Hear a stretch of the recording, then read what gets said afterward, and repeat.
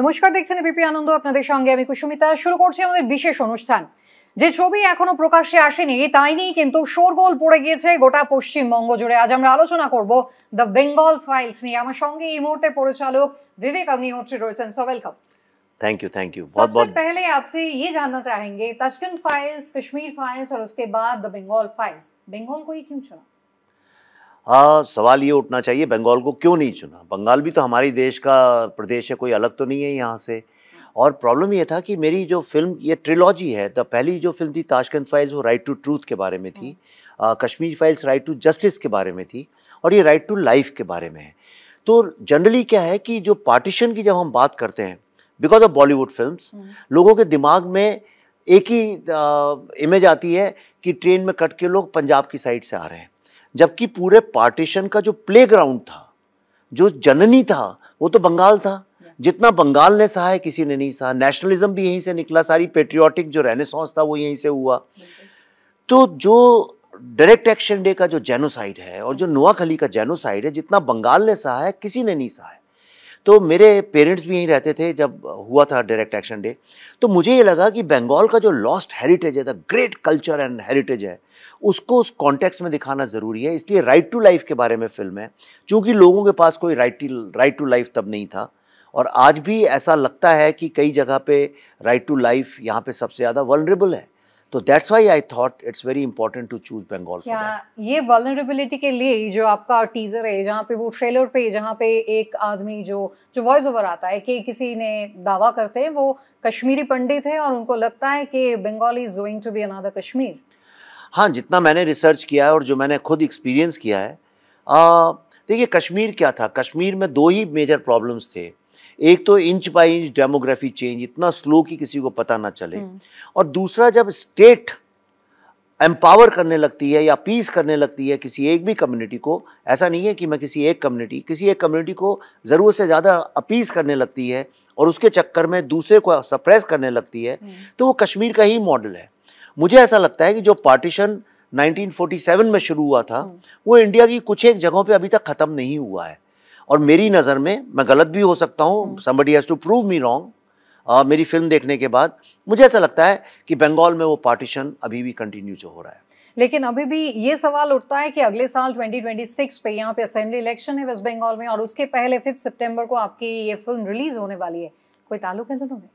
हिंदुस्तान में आप किसी भी डेट को कोई भी फिल्म रिलीज करें, कहीं ना कहीं इलेक्शन चलता ही रहता है। पश्चिम बंगाल थोड़ा अलग ही है। हाँ, मैं जानता हूँ पश्चिम बंगाल अलग है, लेकिन अगर मुझे बंगाल के इलेक्शंस को अपनी फिल्म से कुछ करना होता तो मैं जनवरी में रिलीज करता। पॉलिटिक्स से इसका कोई लेना देना नहीं है जैसा आप बता रहे हैं, लेकिन फिल्म का ट्रेलर आने से पहले ही आपका साथ जो लीगल बैटल वो स्टार्ट हो गया जी। और वेस्ट बंगाल गवर्नमेंट के साथ ये लीगल बैटल जब चल रहा है, ट्रेलर आएगा, पिक्चर आएगा, ममता बनर्जी, उनको आप इन्विटेशन दिए?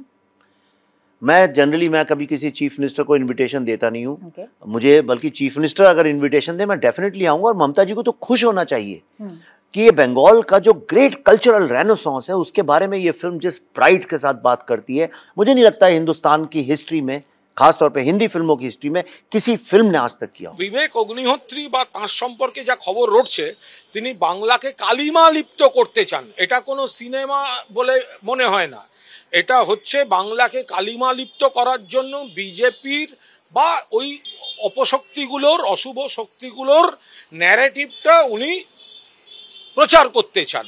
উনি যান না, গুজরাট ফাইলস করুন না, একবার গোধরাটা দেখান, একবার বিলকিস ওনার বাড়িতে গিয়ে কিভাবে গণধর্ষণ, গণহত্যা হয়েছে, তো গুজরাট ফাইলস ইচ্ছা করছে না? একবার ইউপি ফাইলস, উন্নাও, হাতরাস, প্রয়াগরাজ ইচ্ছা করছে না? मणिपुर फाइल्स, तो सेगुलो मने होच्छे ना। मैं अगर मणिपुर फाइल बनाऊंगा तो लोग कहेंगे बंगाल फाइल क्यों नहीं बनाते हो। ये तो it's a stupid question. I don't know किसने बोला है, पर जिसने बोला है वो ये मूर्खता भरा जवाब है। I am a story teller, मुझे जहाँ स्टोरी दिखती है मैं उसके बारे में बात करता हूँ। आपके अगेंस्ट ऐसा कंप्लेन भी आया है कि आप बीजेपी के प्रोपेगेंडा करने के लिए ही ऐसा जॉनर चूज किया है, क्योंकि बगैर बीजेपी के जो और पॉलिटिकल पार्टीज है, आपका निशाना कोई ना कोई डिफरेंट पॉलिटिकल पार्टीज होता है।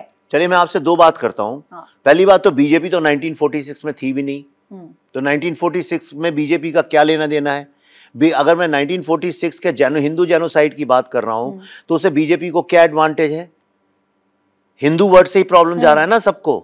इसका मतलब कहीं ना कहीं ये जो गवर्नमेंट है इसको हिंदुओं से प्रॉब्लम है, एक बात। दूसरा, मैं ये जानना चाहता हूं जो रूलिंग पार्टी है, बंगाल इंडस्ट्री के सबसे ज्यादा फिल्म इंडस्ट्री के एक्टर्स कौन सी पार्टी में है? लेकिन आप अगर अभी का सवाल, अभी का जो पॉलिटिकल सिचुएशन है, पूरा जो देश है उसका पॉलिटिकल सिचुएशन अगर आप समझे तो ये हिंदू, कोट अनकोट हिंदू के बारे में कौन सा पॉलिटिकल पार्टी बोलता है? हाँ, बीजेपी बोलता है। तो नहीं बोलना चाहिए क्या? जहां 80% जो पॉपुलेशन है जिस कंट्री, उसी पे खड़ा होता है। तो क्या कि गुनाह है क्या हिंदुओं के बारे में बात करने? ये सवाल ही कैसा है? मतलब इजराइल में खड़े, एजेंडा बहुत स्पेसिफिक है। हाँ, मेरा है, उसमें कोई शक नहीं है। मैं हिंदू सिविलाइजेशन, मैं आपसे एक सवाल पूछना चाहता हूं, और बड़ा स्ट्रेट सवाल। और आपकी रूलिंग गवर्नमेंट से आपकी चीफ मिनिस्टर जो कहती है प्रोपेगेंडा, एक बहुत इंपॉर्टेंट सवाल पूछना चाहता हूं, और ये इतना इंपॉर्टेंट सवाल है कोई पॉलिटिशियन कभी नहीं पूछेगा। मुझे ये बताइए कि वर्ल्ड में ह्यूमन हिस्ट्री में 5000 साल अगर ह्यूमन हिस्ट्री है सिविलाइजेशन की, कौन सी वो कम्युनिटी है जो सबसे ज्यादा लॉन्गेस्ट पीरियड तक परसिक्यूट हुई है, एनस्लेव हुई है, मतलब जिसने गुलामी भी की है और जिसको प्रताड़ना भी हुई है, और जिसके पूरे सिविलाइजेशन को तोड़ा गया, डिस्ट्रॉय किया? कौन सी आप बताइए? चैट जीपीटी में देख लीजिए, गूगल में देख लीजिए, कोई सा एनसाइक्लो, कौन है वो हिंदू कम्युनिटी है। क्या आपको कोई भी जीव बच्चा ऐसा मिलेगा जो होलोकॉस्ट के बारे में नहीं जानता? क्या आपको कोई ऐसा, एक सेकंड, कोई ऐसा ब्लैक बच्चा मिलेगा जो स्लेवरी के बारे में नहीं जानता? तो हम लोग क्यों, हमारे बच्चे क्यों नहीं जानते हैं अपने जेनोसाइड के बारे में? इस माहौल पे आपका फिल्म जब रिलीज होने जा रहा है, आपको क्या लगता है वेस्ट बंगाल में फिल्म चलेगी? क्यों नहीं चलेगी? मुझे पूरा भरोसा है इंडिया की डेमोक्रेसी में। मेरे ऊपर इतनी सारी FIRs फाइल की यहाँ की रूलिंग पार्टी के लोगों ने। बुद्धा इन अ ट्रैफिक जैम। हाँ, you remember that, I hope. तब मैं नाइव था, तब मुझे लड़ना नहीं आता था, तब मेरे यहाँ कंधा तोड़ दिया था जादवपुर यूनिवर्सिटी में। लेकिन अब मुझे पता है क्या करना है, और मुझे अपने लीगल कोर्स पे भरोसा होगा। मैं सुप्रीम कोर्ट तक जाऊंगा, मैं लड़ूंगा, चाहे जो करना पड़े मैं करूंगा। मेरे ऊपर FIR फाइल की रूलिंग पार्टी के लोगों ने, बोल के कि हम भाई TMC के मेंबर हैं। मैं नहीं कह रहा हूं कि मैंने बोला, तो मैं हाई कोर्ट में गया, हाई कोर्ट ने उसके ऊपर स्टे दिया है। तो मुझे पूरा भरोसा है लीगल प्रोसेस में, और मैं लड़ूंगा, और पूरा भारत लड़ेगा। कैसे कोई आपकी फिल्म रोक सकता है यहाँ पे? আমার বক্তব্য হচ্ছে যে বেঙ্গল ফাইলস আপনারা বাংলাকে কালিমালিপ্ত করবেন সিনেমার মাধ্যমে, করে লাভ হবে না। আমরা বলবো যে একটা মণিপুর ফাইলস হোক, একটা উন্নাও ফাইলস হোক, একটা ভোট চুরি ফাইলস হোক, একটা how to buy MLA and make a coup for a selected government, সেটা নিয়ে একটা ফাইলস হোক। मेरे फिल्म में इतने सारे बंगाली एक्टर्स काम कर रहे हैं, अगर इमेज का नुकसान होता वो क्यों करते? मैं क्यों करूंगा? मुझे बताइए, बंगाल क्या मेरे देश मेरा नहीं है क्या? यहाँ पे मेरा अगला सवाल रहेगा कि Mithun Chakraborty, not only a Bengali actor as well as he is a BJP leader, उसके बाद Anupam Kher, a fabulous actor as well as Modi भक्त, और इन दोनों का आपके हर फिल्म में रहना, इसका कोई स्पेशल वजह? मिथुन दा क्या बीजेपी के कारण इतने महान एक्टर हैं? अनुपम खेर क्या बीजेपी के कारण इतने महान एक्टर हैं? अरे 3 नेशनल अवार्ड मिले हैं दोनों एक्टरों को, 2 मिले हैं खेर साहब को, मिथुन दा दादा साहब फाल्के अवार्ड विनर है। डिस्को डांसर कब आई थी? प्रज्ञा फिल्म कब आई थी? उसके लिए नेशनल अवार्ड मिला था पहली फिल्म के लिए। तो instead of being proud of Mithun Chakraborty, उनको ऊपर आप ऐसा करना, ये बिल्कुल गलत बात है। हमारा है बंगाल। आपका जो US स्टोर था, वहां पे आपने ऐसा कहा कि हमारे जो फ्रीडम फाइटर्स, हमारे जो इंडिपेंडेंस का लड़ाई था, उसके बाद हम लोगों का, बंगाल का जो फिल्म मेकर्स है, most of them were left leaning, and इसी के वजह से वो हिंदू जेनोसाइड, इसके ऊपर ज्यादा काम नहीं किया। हाँ, ये सच है, पर इसमें कोई गलत बात नहीं है। लेफ्टिस्ट होना कोई गुनाह नहीं है, मैं भी लेफ्टिस्ट था। চলচ্চিত্রকার যদি বিকৃত তথ্য দিয়ে চলচ্চিত্র করেন, সেটা শিল্পকে অপমান করা হয়। এই কেরাল ফাইলস নিয়ে দেখেছেন, সেখানকার মানুষ সেটাকে বর্জন করেছে। এই বেঙ্গল ফাইলস নিয়ে যা বলা হচ্ছে, এগুলো বিকৃত মানসিকতার প্রতিফলন, বাস্তবতার প্রতিফলন নয়, উদ্দেশ্যমূলক। এই উদ্দেশ্যটা হচ্ছে মানুষকে শিল্প সাহিত্য সম্পর্কে উৎসাহী করা নয়, উদ্দেশ্য হচ্ছে কোনো একটি রাজনৈতিক দলের সংকীর্ণ মনোভাবকে প্রতিফলিত করা। एक से बढ़कर एक जो काम हम लोग का, जो बंगाली फिल्म मेकर्स ने किए, आप उसको डिसरिस्पेक्ट नहीं है क्या? नहीं, मैं बिल्कुल डिसरिस्पेक्ट नहीं करता हूं। मेरा ये कहना है कि लेकिन चूंकि एक लेफ्टिस्ट आइडियोलॉजी है जो कि सिर्फ एक ही चीज में बिलीव करती है, ऑप्रेसर और ऑप्रेस्ड, क्लास सिस्टम में। उनका ये मानना है कि चूंकि हिंदू मेजॉरिटी में ही इसलिए हमेशा ऑपरेसर होते हैं, जबकि ऐसा नहीं है।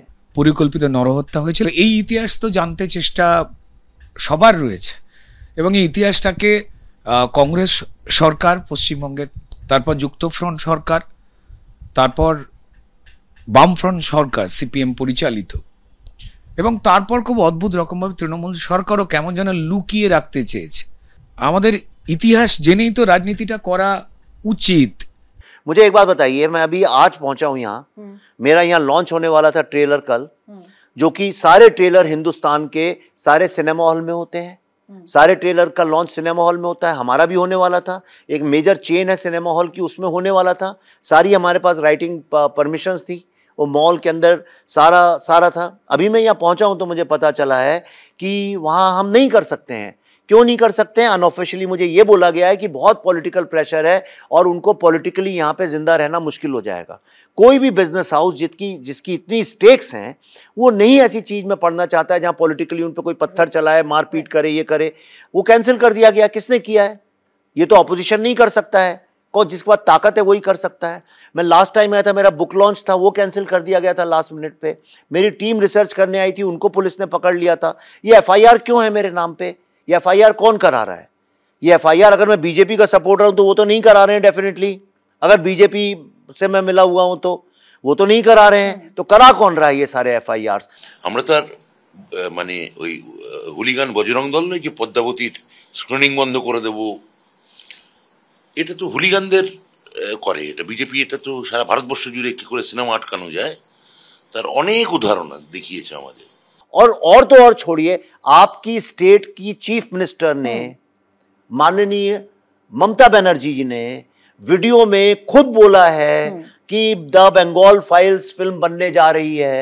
ये जब बनने जा रही थी 2 साल पहले, बनने वाली है, ये प्रोपेगेंडा, ये झूठ है, हम इसको नहीं होने देंगे। नहीं होने देंगे मतलब क्या? इसीलिए आपने शूट यहाँ पे नहीं किया, बॉम्बे पे किया। आप बताइए, मैं कर सकता था यहाँ शूट। मैंने जिससे यहाँ के जो लोकल लाइन प्रोड्यूसर्स हैं सबसे बात की, जब परमिशंस की, बोले सर आपकी फिल्म को नहीं परमिशन मिल सकती है यहाँ पे। तो मैं कहाँ करता, और कोई पत्थर मार के चला जाता, मैं क्या करता? 100 लोग गुंडे आके मेरे को आ जाए, एक FIR किए 100 और करते, मैं जेल में चला जाता तो क्या करता? तो इसलिए मेरे को पूरी फिल्म बॉम्बे में शूट करनी पड़ी। पर हम क्रिएटिव लोग हैं, आप हमें रोक नहीं सकते। You can never ever stop a creative person. Negative कारणे হয়েছে ফেলেছিল কেরালা ফাইলস। এই কেরালা যেখানে বিজেপি কোনোদিন ক্ষমতায় আসেনি, সামনে 50-60 বছর 100 বছরেও ক্ষমতায় আসবে না, সেই একই কথা বলা যায় পশ্চিমবঙ্গ সম্বন্ধে। সেখানেও এরা করতে যাচ্ছে বেঙ্গল ফাইলস। ভাগ্যচক্র একই রকম ভাবে ঘোরে। ये बहुत छोटी सोच के लोग हैं। इनको क्या लगता है सिर्फ बंगाल के लिए फिल्म बनाई गई? ये फिल्म ग्लोबल है। ऑलरेडी अमेरिका में 12-13 सिटी में दिखा के आ रहा हूँ मैं, ओके। और वहाँ पे मतलब बंगाली कम्युनिटी ऐसी भर भर के वहाँ आ रही थी। आमिर खान का फना गुजरात पे वो बैन किया गया था, आप सपोर्ट करते हैं? मैं फ्री स्पीच पे बिलीव करता हूँ। मैं किसी फिल्म को कहीं पे भी बैन करने के पूरी तरह खिलाफ हूँ। मेरे दुश्मन लोगों को भी जब बैन किया जाता है मैं उनके सपोर्ट में खड़ा होता हूँ। आप मेरा पूरा ट्रैक रिकॉर्ड देख सकती हैं सोशल मीडिया पे। कश्मीर फाइल्स रिलीज होने के बाद प्रधानमंत्री आपको कॉन्ग्रेचुलेट किए थे। सब जो भाजपा MPs है उन लोगों को देखने के लिए बोले थे, और जो यूपी लाइक जो बीजेपी रूलिंग स्टेट्स है वहां पे आपका टैक्स भी फ्री कर दिया गया था। बहुत ज्यादा प्यार करते हैं आपको। नहीं, इसमें क्या कौन सी बड़ी बात है? जब शहीद फिल्म आई थी, जवाहरलाल नेहरू ने सारी यूनिट को बुलाया था मिलने के लिए। राज कपूर को, देवानंद को, अमिताभ बच्चन को, इंदिरा गांधी बुलाती थी, राजीव गांधी बुलाते थे। तो उसमें कौन सी बड़ी बात है? देश में सिनेमा कोई देश से अलग थोड़ी है, बल्कि सिनेमा वालों को तो इज्जत करनी चाहिए। और यहाँ पे तो आपके यहाँ तो सारे सिनेमा वाले लोग जो है TMC के मेंबर्स हैं, तो उसमें कौन सी ऐसी बड़ी बात है? स्पोर्ट्स वालों को बुलाते हैं तब तो कोई कुछ नहीं बोलता, मेरे को बुला लिया तो सबको इतनी प्रॉब्लम हो गई। जब क्रिकेट टीम जीत के आती है तो तरह सारी गवर्नमेंट्स उनको फ्री में बंगले देती हैं, गाड़ियां देती हैं, तब तो कोई कुछ नहीं बोलता है।